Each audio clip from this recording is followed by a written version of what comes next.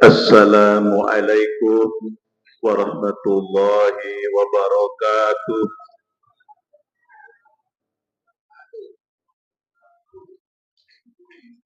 Innal hamdalillah nahmaduhu wa nasta'inuhu wa nastaghfiruh wa na'udzu billahi min syururi anfusina wa min sayyiati a'malina. May yahdihillahu fala mudilla lahu wa may yudlil falan tajida lahu waliyyan mursyida. Asyhadu an la ilaha illallah wahdahu la syarika lah wa asyhadu anna Muhammadan abduhu wa rasuluh wa safiyyuhu wa habibuh. Yaqulullahu ta'ala maulana fil Qur'anil azim wa huwa asdaqul qailin. Ya ayyuhalladzina amanu taqullah wal tanzur nafsum ma qaddamat lighadin wattaqullah. Innallaha khabirum bima ta'malun. Shadaqallahul azim. Wahai sekalian orang-orang yang beriman, bertakwalah kalian kepada Allah, dan hendaklah masing-masing jiwa memperhatikan apa yang diperbuat untuk hari esok. Wattaqullah, dan bertakwalah kalian kepada Allah. Innallaha khabirum bima ta'malun. Sungguh Allah Maha mengetahui secara rinci apa-apa yang telah engkau kerjakan. Shadaqallahul azim. Hadirin jamaah Majlis Ta'lim Masjid Baitur Rahman, bapak-bapak dan ibu-ibu yang dimuliakan Allah. Pripun sehat nggih? Alhamdulillah. Abah Imam boten hadir nggih. Ada penyakit yang Allah berikan lalu Allah sembuhkan, tidak ada bekas setelah itu. Insya Allah sehat saklawase. Amin ya rabbal alamin. Alhamdulillah para jamaah. Ini episode kedua pada kajian Jumat kelima. Mudah-mudahan apa yang panjenengan hajatkan kepada Allah untuk kebaikan dunia dan kebaikan akhirat senantiasa diijabah oleh Allah. Bapak Ibu, Masya Allah, kita ini umat akhir zaman yang tak pernah ada kesempatan berjumpa dengan Nabi. Tetapi kita ini tergolong orang-orang yang oleh Allah izinkan untuk beriman kepada Allah dan cinta kepada Rasulullah. Biasanya kalau orang cinta itu karena pertama dia kenal, dia pernah jumpa, dia melihat langsung ketertarikan kepada apa yang akan kita cinta. Tetapi kita tak pernah jumpa dengan Rasulullah. 15 abad yang silam Rasulullah sudah wafat. Tapi kita beriman kepada Allah, kita beriman kepada Rasulullah. Kata Nabi, walaupun kalian terlahir di zaman yang akhir, tapi kesempatan kalian memasuki surga Allah bisa lebih awal. Luar biasa jamaah. Alhamdulillah. Kalau kita melihat tentang kebesaran nikmat Allah, Wa in ta'uddu ni'matallahi la tuhsuha. Kalau kita berkehendak ingin menghitung-hitung berapa besar nikmat yang diberikan oleh Allah, Allah sendiri menjelaskan, engkau tak akan sanggup menghitungnya. Padahal kalau kita lihat Pak, berapa kekayaan panjenengan? Ya Allah, yang mau nyalek gitu ya, yang mau jadi pejabat itu kan laporan kekayaan lah.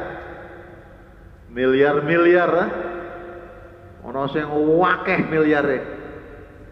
Masya Allah. Tapi ada yang tidak pernah kita hitung. Apa itu?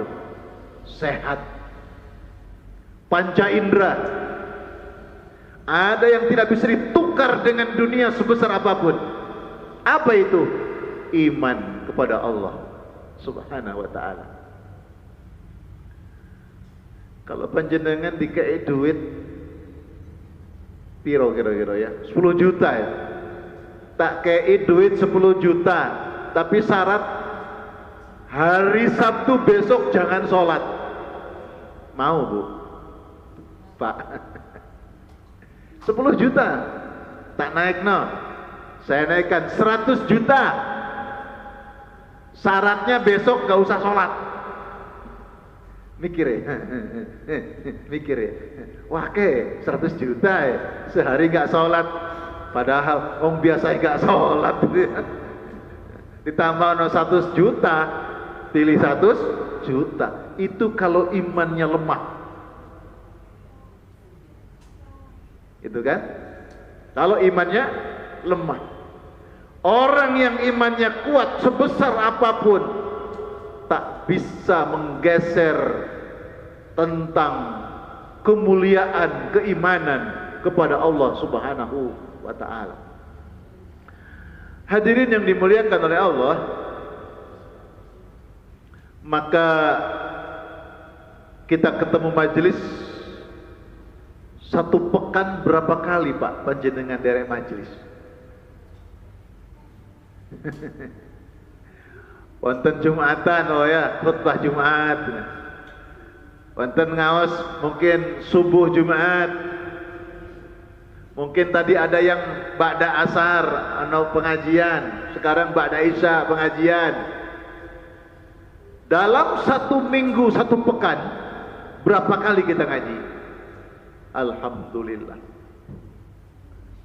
Siapa yang bertambah ilmu, maka sebenarnya kewajibannya harus semakin bertambah taat kepada Allah. Siapa yang semakin hari bertambah ilmu, dia harus semakin kenal siapa Allah Subhanahu wa ta'ala. Siapa yang setiap hari bertambah ilmu, harus semakin dekat kepada Allah.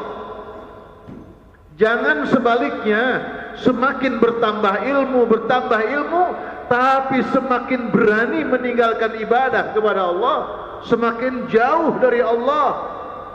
Itu tandanya hati tidak semakin bening, tapi hati semakin gersang. Hati tidak tersirami dengan cahaya Allah, tapi justru hati disirami dengan angkara murka karena diliputi oleh hawa nafsu. Maka penekanan kami di sini, pertama, niatkan setiap apa yang akan kita kerjakan yang sifatnya amal kebaikan, amal soleh, niatkan semata-mata karena Allah Subhanahu wa ta'ala. Panjenengan derek ngaos bismillah ya Allah, ikut majelis, ikut pengajian, semoga panjenengan ridho ya Allah, semoga panjenengan maringi kebaikan, pahala kebaikan. Semoga ya Allah saya Engkau tolong pada suatu hari yang tidak ada pertolongan. Ya Allah, dengan saya datang ke majelis ilmu niat untuk mengharap keridhaan-Mu, kecintaan-Mu, sekaligus ya Allah, semoga menjadi penggugur dosa-dosa. Diniatkan, Pak, penting.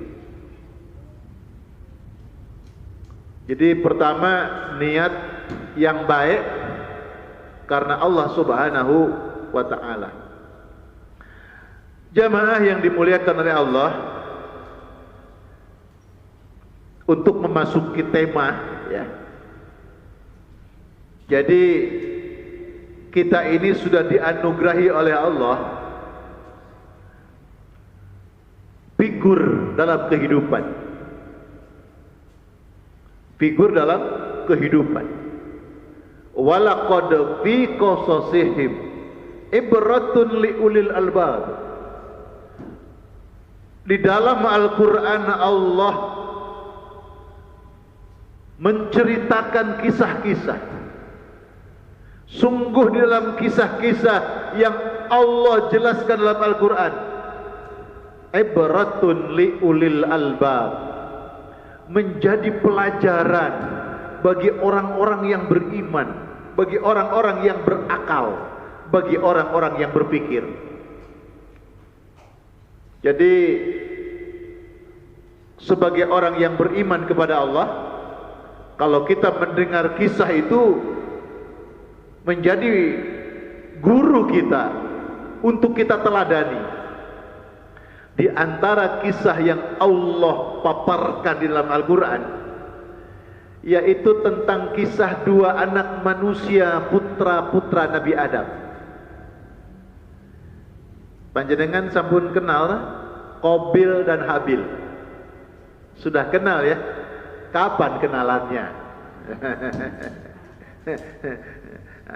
Dengar-dengar Pak Ustadz sering dikisahkan. Alhamdulillah, di dalam surat Al-Maidah ayat 27, watlu alaihim naba'a abnai adama bil haqq idh qarraba qurbanan fatuqabbila min ahadihima walam yutaqabbal minal akhar qala la aqtulannak qala innama yataqabbalullahu minal muttaqin.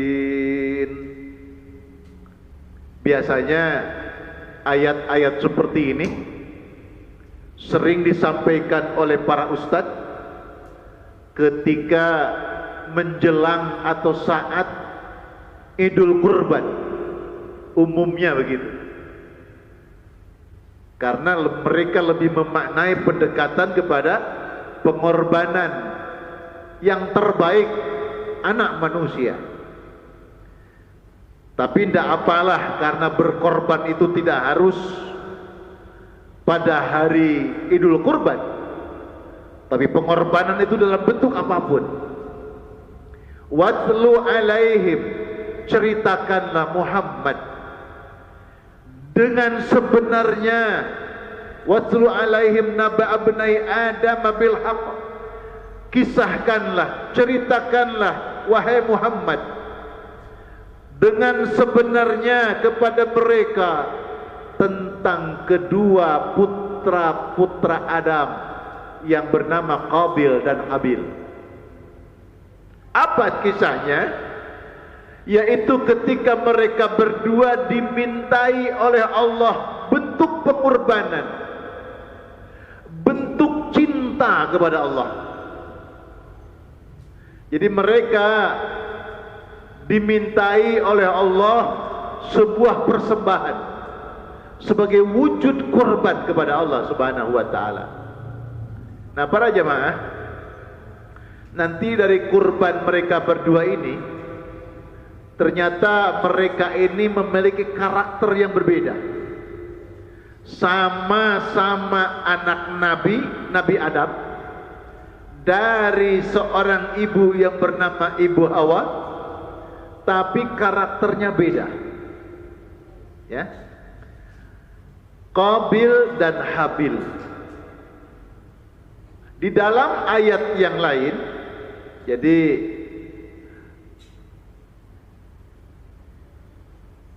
Qabil dan Habil itu dimintai oleh Allah sebuah persembahan.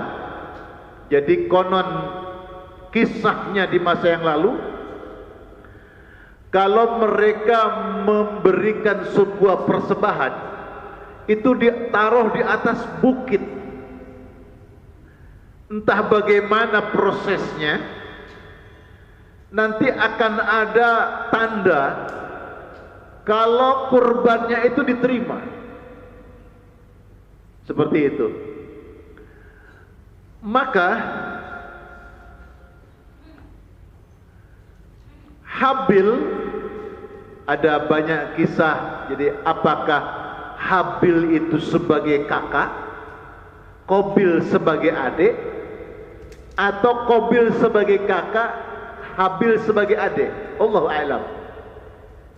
Yang jelas mereka bersaudara, saudara kembar. Jadi Siti Hawa itu melahirkan kembar sebanyak 22 kali. Kembar pertama, persalinan pertama 2, nanti lagi 22 melahirkan, itu kembar.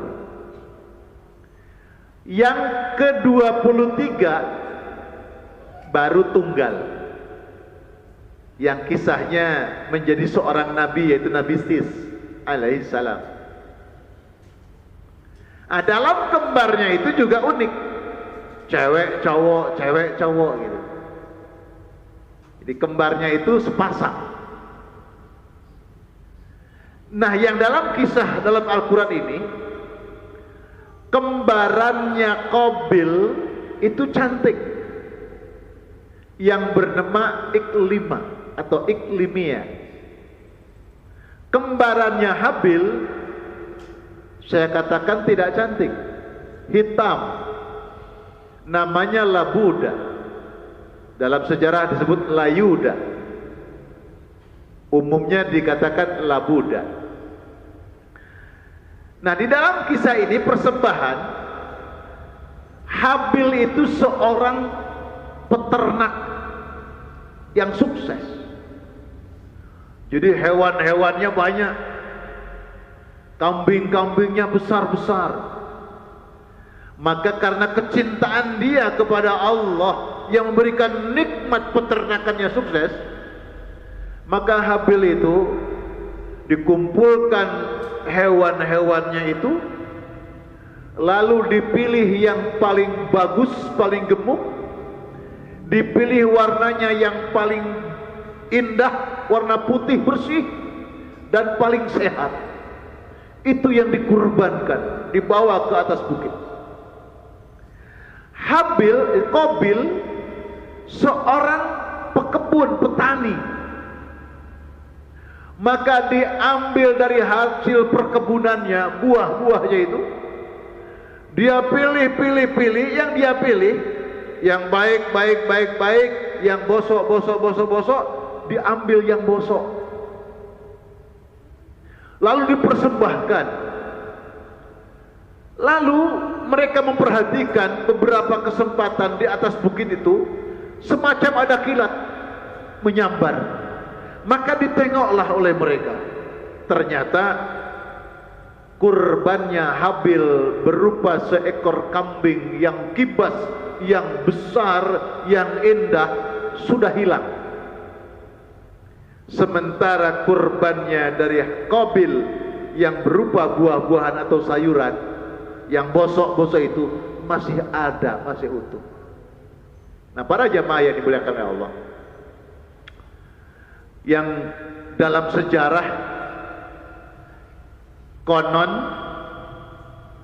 kurbannya Qabil yang kambing itu nanti itu yang menjadikan ganti ketika Rasulullah Nabi Ibrahim alaihissalam diperintah menyembelih Ismail kecil. Itu ketika Nabi Adam akan menyembelih Ismail kecil itu dengan cara membelakang karena dia tak sanggup melihat, Saat itulah Allah mengganti bidhibhin azim, dengan kurban yang besar. Kabarnya itu kurbannya Habil yang dahulu ketika dikurbankan diamankan oleh malaikat Allah Subhanahu wa taala. Di sini nyambungnya kisah. Nah, para jamaah yang dimuliakan oleh Allah,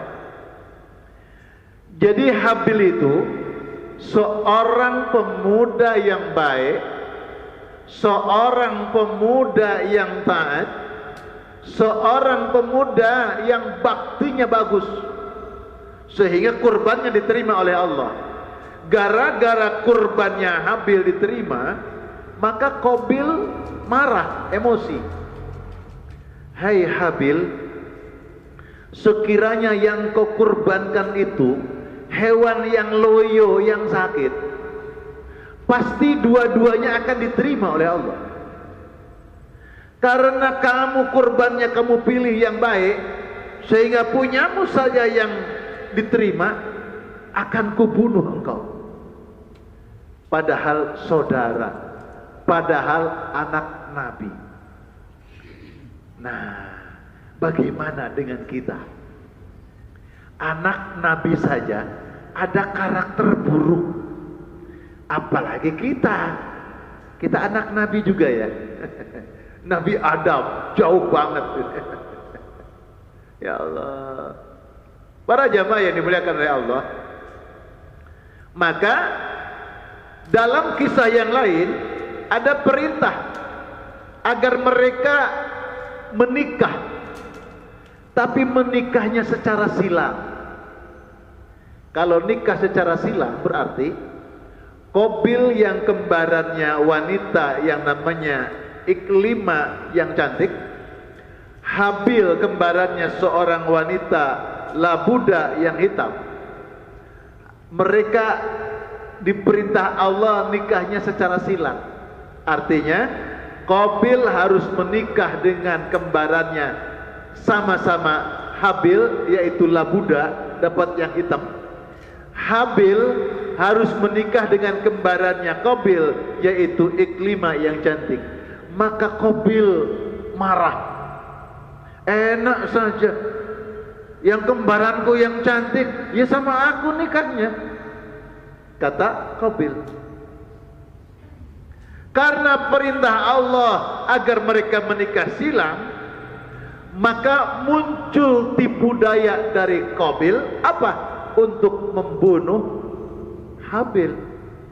Akhirnya kita percepat kisahnya, Habil dibunuh, mati. Di dalam Quran itu diayunkan sebuah kapak besar mengenai kepada kepalanya, sampai seperti itu. Nah, para jamaah yang dimuliakan oleh Allah, lalu akhirnya menikah. Qabil menikah kembarannya Iklimah.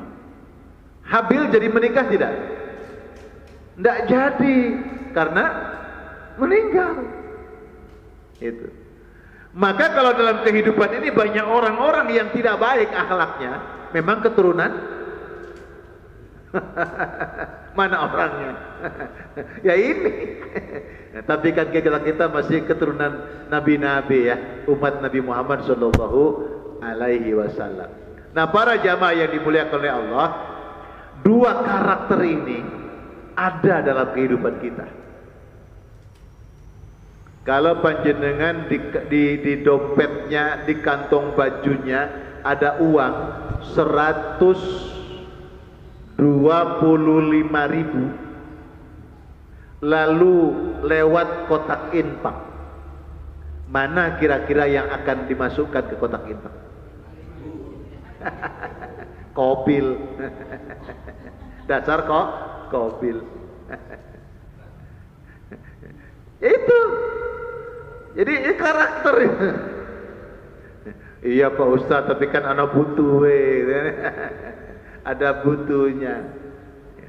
Nah, para jamaah yang dimuliakan oleh Allah, maka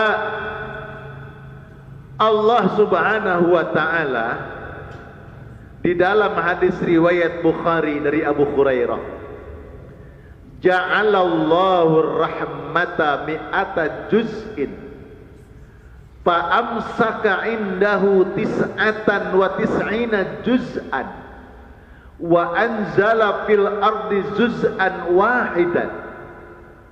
Allah menciptakan rahmat terbagi atas 100 bagian.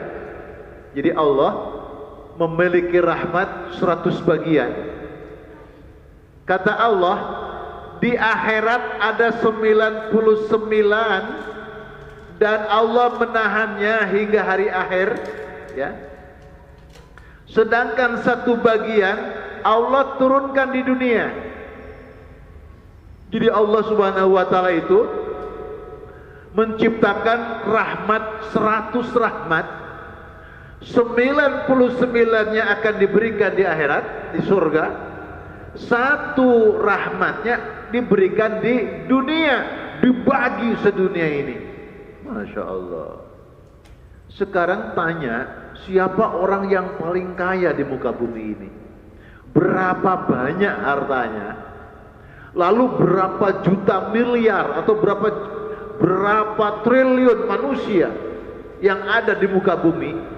Yang paling kaya, kata Allah, seluruh kekayaan yang ada di muka bumi ini itu baru 1 rahmat Allah yang diberikan. 1 rahmat diberikan saja, manusia terbelalak dengan kekayaan itu, yang menjadikan manusia sombong, yang menjadikan manusia bisa membeli hukum, yang menjadikan manusia bisa mengatur dunia dengan duitnya, yang bisa menjadikan manusia dengki dengan manusia lain karena kekayaannya. Dari 1 derajat, 1 rahmat saja dibagi-bagi. Di akhirat 99 rahmat. Masya Allah.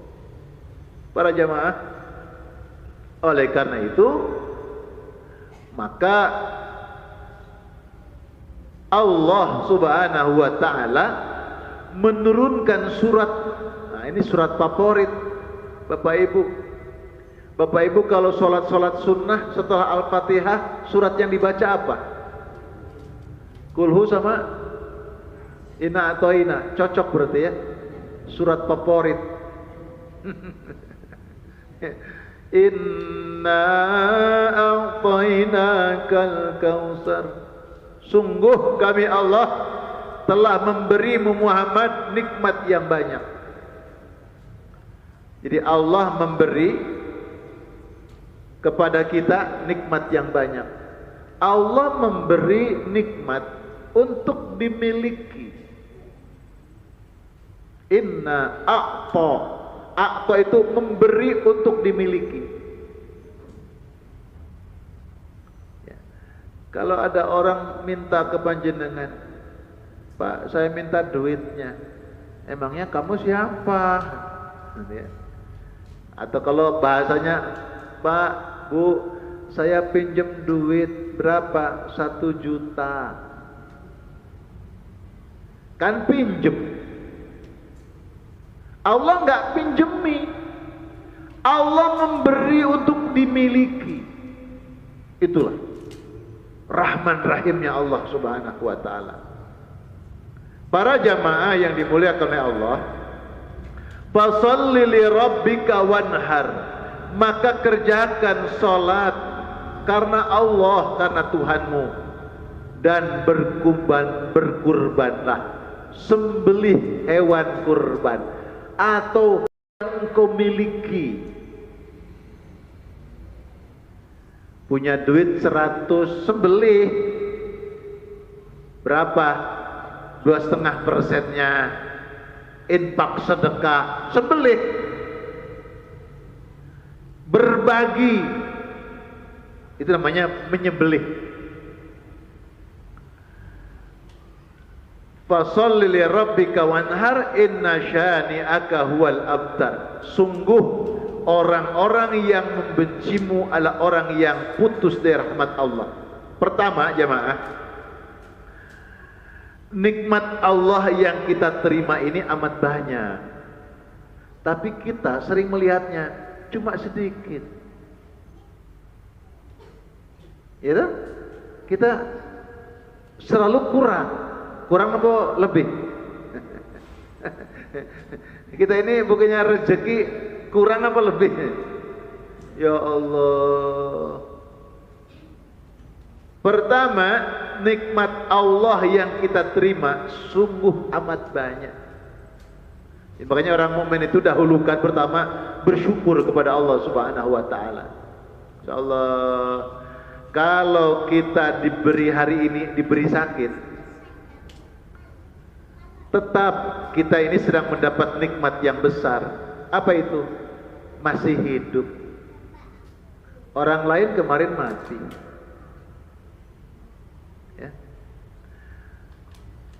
Itu berarti kita masih bisa menambah pahala. Jadi orang diuji dengan sakit, diuji dengan kekurangan, diuji dengan kesulitan, tetap bersyukur kepada Allah. Sebab apa?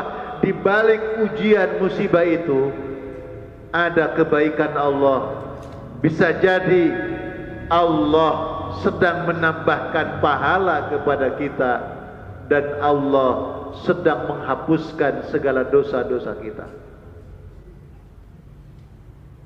Yang kedua, andaikan juga hari ini kita tak punya uang sedikit pun. Mana saya nggak punya duit? Punya ya. Tapi nggak usah ngomong Pak Ustadz punyanya berapa. Andaikan hari ini kita tak punya uang, kita masih mendapat nikmat besar apa? Kita masih bisa datang ke masjid, bisa sujud, bisa berdoa, gitu kan? Nilainya yang sangat besar. Man tawadhu'a rafa'ahullah. Orang yang sujud itu tanda orang yang sangat merendahkan dirinya di hadapan Allah. Tawadhu kepada Allah. Tidak ada lain bagi orang yang tawadhu. Allah akan naikkan derajatnya, tinggikan derajatnya. Ketahuilah, sekali sujud lebih besar nilainya daripada dunia dan isinya. Maka dalam keadaan apapun tetap kita tunaikan kewajiban kepada Allah, sujud kepada Allah Subhanahu wa taala. Tapi sujud itu maknanya bukan hanya sujud ketika sholat. Sujud itu maknanya apapun amal yang kita kerjakan bersandar semata-mata karena Allah. Itu sujud. Di dalam Al-Quran dinyatakan dari sekian manusia yang ada, bukan saja mereka yang hartanya melimpah ruah, atau bahkan mereka yang dalam kemiskinan, sedikit sekali di antara mereka yang ingat akan syukur kepada Allah Subhanahu wa taala. Orang itu kan banyak keluhannya, susah ya. Kita ini ya alhamdulillah lah, mengeluh keluh kesah kepada Allah. Ya Allah, ada masalah ini, tolong ya Allah, bantu ya Allah. Itu bagus. Tapi ketika keimanan itu sangat dalam, sangat besar, dia bisa berkata kepada Allah, bahkan kepada masalah, hei persoalan, hei masalah, aku tidak takut karena aku punya Allah. Walaupun yang banyak, ya Allah, aku punya masalah, tolong ya Allah. Tapi yang sedikit orang, hei masalah, aku tidak takut, aku hadapi engkau karena aku punya Allah. Kira-kira banyak yang mana itu? Para jamaah, makanya Allah sampai 31 kali mengingatkan kita, fabi ayyi ala'i rabbikuma tukadziban. 31 kali. Surat apa itu? Surat Ar-Rahman. Fabi ayyi ala'i rabbikuma tukadziban. Maka nikmat Tuhanmu yang mana lagi yang kamu dustakan? Masya Allah. Ada dalam kisah para ulama itu, mereka berkeluh kesah karena punya masalah yang menghimpit. Lalu dia datang ke masjid mau protes sama Allah. Saya sudah sholat ya Allah, saya sudah taat ya Allah, saya sudah jauhi perbuatan dosa maksiat ya Allah, tapi masalah masih banyak menghimpit. Saya mau protes, datang ke masjid. Begitu lepas sandal masuk ke masjid, dia dengar ada orang yang tersungkur sujud. Dia tidak punya kedua tangan, tidak punya kedua kaki. Apa yang dia ungkapkan dalam sujudnya? Ya Rabb, terima kasih ya Allah atas nikmat yang besar yang kau berikan ya Allah. Oh, kaget orang ini. Tidak punya tangan, tidak punya kaki, tersungkur sujud. Ungkapannya syukur, alhamdulillahilladzi faddalani ala katsirin mimman khalaqna tafdila. Ya Allah, matur nuwun Gusti atas nikmat yang kau berikan. Boleh aku tidak punya kedua tangan, boleh aku tidak punya kedua kaki, tapi aku diberikan kuat iman kepadamu ya Allah. Tidak pernah kami ini mengkhianati atas nikmat yang kau berikan. Aku bersyukur kepadamu ya Allah. Orang yang tadi mau protes itu nggak jadi, malu dia. Tangannya lengkap, kakinya lengkap, badannya sehat, ganteng, kekayaannya banyak. Apa yang harus saya protes kepada Allah? Melihat orang yang panca inderanya, tangan kakinya tidak punya, ungkapan syukur kepada Allah. Makanya Allah mengingatkan, fabi ayyi ala'i rabbikuma tukadziban. Pak Bu, panjenengan sing boten gadah napa sih? Terus protes nang Allah. Apa kira-kira? Ada lagi yang mutung. Saya sudah sholat 5 waktu jamaah. Saya sudah sebulan tahajud. Mana doanya nggak pernah dikabulkan. Mulai besok saya perek nggak sholat lagi. Ada gitu. Protes ya. Mulai besok mutung. Mulai besok perek aku nggak akan sholat lagi. Kata Allah. Terus no. Tak busek baru tahu loh. Ya Allah. Para jamaah, pada satu sisi Pak, maaf Pak, sholat jamaah cuma beberapa orang, masjid sudah bagus. Misalkan ngaji dikasih kue, dikasih hidangan, saya nggak mau teko gitu. Jangan kecil hati. Allah mengingatkan kita sebuah prestis.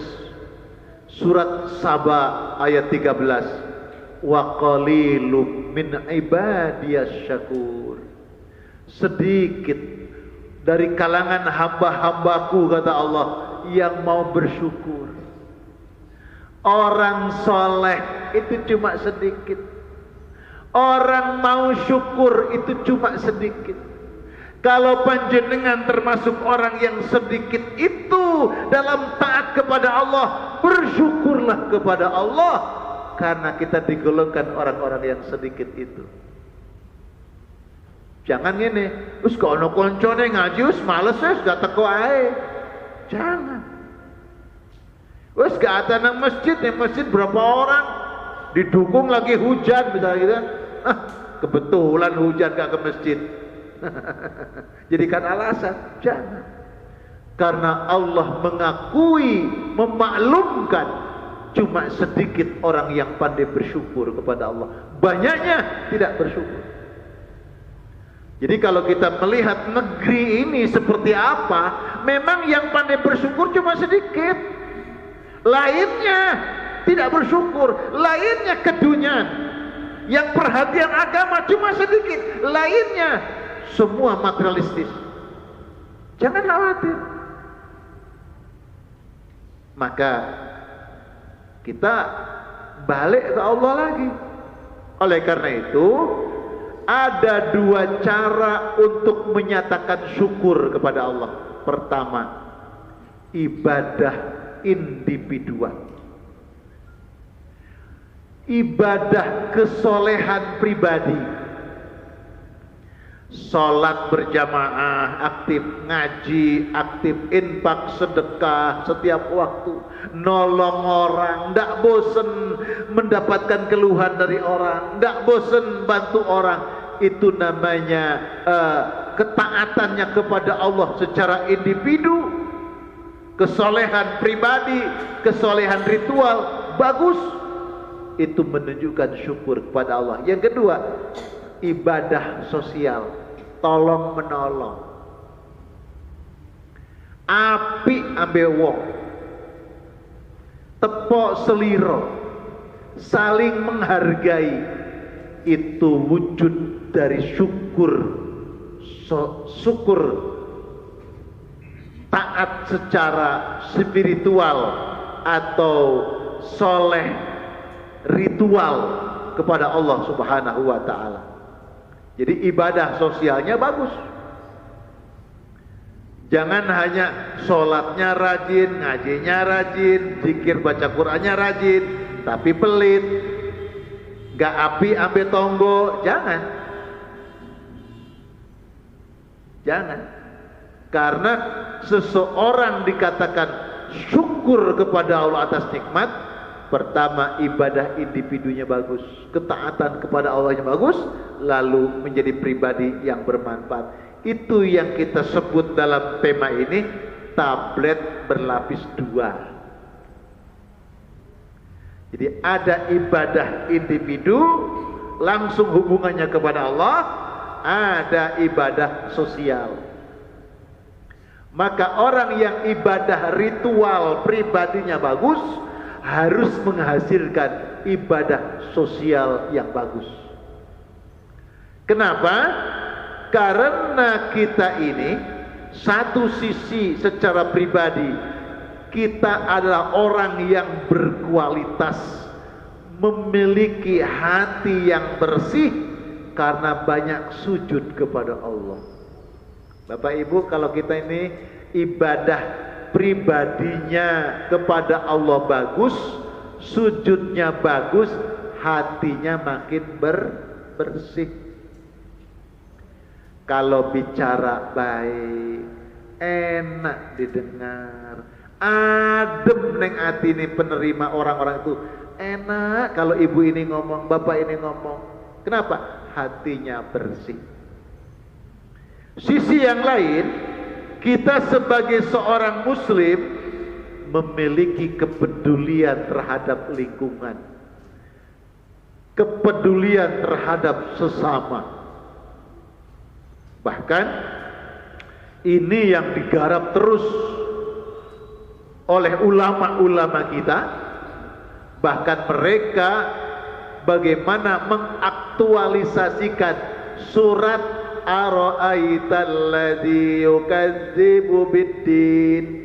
Kiai Haji Ahmad Dahlan itu bagaimana mengaktualisasikan surat Al-Ma'un ini, itu tidak tuntas, nggak habis-habis. Kenapa?